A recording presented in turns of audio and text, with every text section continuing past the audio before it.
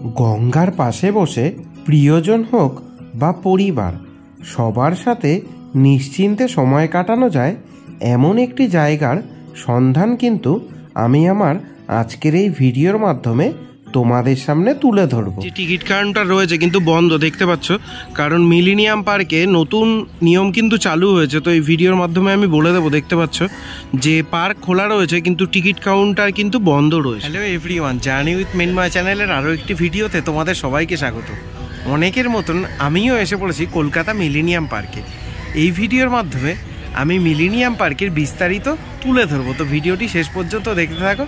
আর চ্যানেলে যারা নতুন তারা অবশ্যই চ্যানেলটি সাবস্ক্রাইব করে পাশে থাকা বেল আইকনটি প্রেস করে দেবে এই ধরনের ভিডিও সবার আগে দেখার জন্য। আর ভিডিওটি যদি ভালো লাগে অবশ্যই লাইক করতে ভুলবে না, কমেন্ট করে জানাতে পারো তোমরা কবে এখানে আসছো, আর ঝটপট শেয়ার করে দাও যাকে নিয়ে বা যাদের সাথে তুমি এখানে আসতে চাইছো। হেরিটেজ রিভার ক্রুজ যেখান থেকে ছাড়ে তো তার সামনে থেকেই তোমরা দেখতে পারবে মিলেনিয়াম পার্কের এন্ট্রি গেট, আর এখান দিয়েই তোমাদেরকে পার্কের ভেতরে প্রবেশ করতে হবে। এই পার্কের শুরুতেই তোমরা দেখতে পারবে অনেক রকমের অ্যাক্টিভিটি রয়েছে। চিলড্রেনদের জন্য যেমন রয়েছে তেমনই বড়দের জন্য কিন্তু রয়েছে বিভিন্ন রকমের অ্যাক্টিভিটি। এগুলো কিন্তু সম্পূর্ণ চার্জেবল, বেশিরভাগই 40 টাকা পার হেডে। এই পার্কটি গঙ্গার পাড়ে হওয়ায় পার্কের মধ্যে বসে গঙ্গা দেখার অনুভূতি কিন্তু আলাদা। এই পার্কে কাপেলদের জন্য যেমন রয়েছে প্রাইভেসি, তেমনই চিলড্রেনদের জন্য বিভিন্ন রকমের অ্যাক্টিভিটি, এছাড়াও পরিবার নিয়ে গল্প করার মতন দারুণ জায়গা। বন্ধুরাও যদি আসে তাও কিন্তু দারুণ একটা পরিবেশ এখানে পাবে। মানে 8 থেকে 80 সব বয়সীদের পছন্দের প্রথম জায়গা কিন্তু এই মিলেনিয়াম পার্ক, আর যেটা কিন্তু রয়েছে কলকাতার মধ্যেই। এই পার্কে আসতে গেলে তোমরা যদি ট্রেনে করে আসো তবে বিবাদীবাগ স্টেশনে এসে নামতে হবে। এটাই হচ্ছে সবচেয়ে কাছের রেলওয়ে স্টেশন। আর যদি মেট্রোতে আসো তবে নামতে হবে চাঁদনি চক মেট্রো স্টেশনে। এছাড়াও তোমরা যদি কেউ হাওড়ার দিক থেকে আসো তবে লঞ্চ পার হয়েই কিন্তু আসতে পারবে। মাত্র 6 টাকা নেবে মাথা পিছু ভাড়া।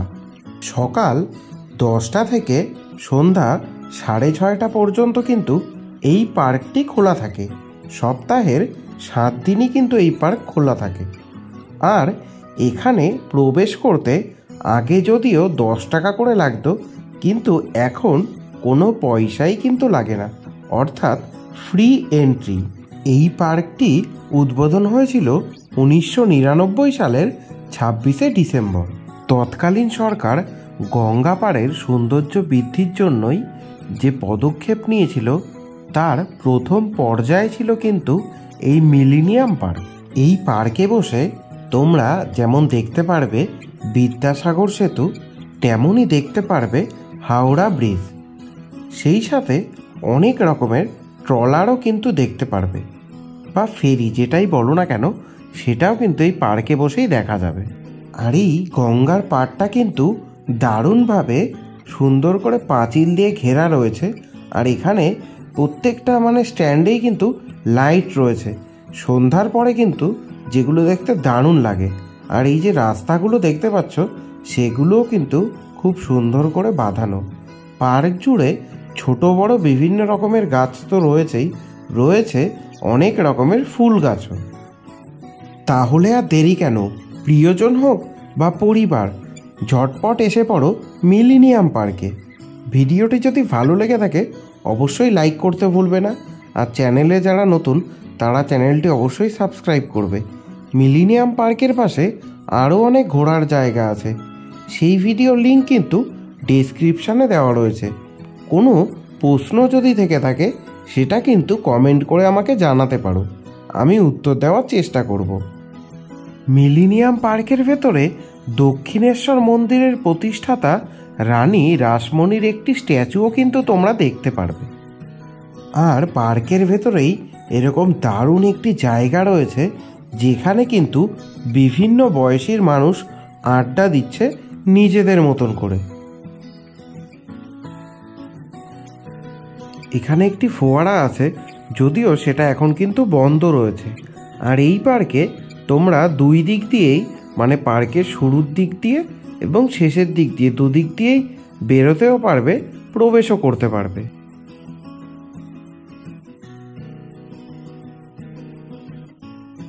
আমার ভাগ্য যেহেতু ভালো ছিল, কারণ আমি গিয়েছিলাম গঙ্গাসাগর মেলার ঠিক কিছুদিন আগে। তো তোমরা জানো বাবুঘাটে কিন্তু এই সময় সাধু সন্তরা হাজির হয়।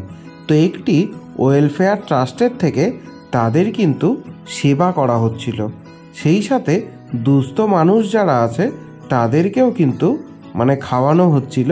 তো সেইগুলো আমি দেখলাম, মানে খুবই ভালো লাগলো। আর তোমরা যারা এই জায়গাটায় যাওনি তারা ভিজিট করো, দারুণ লাগবে তোমাদের।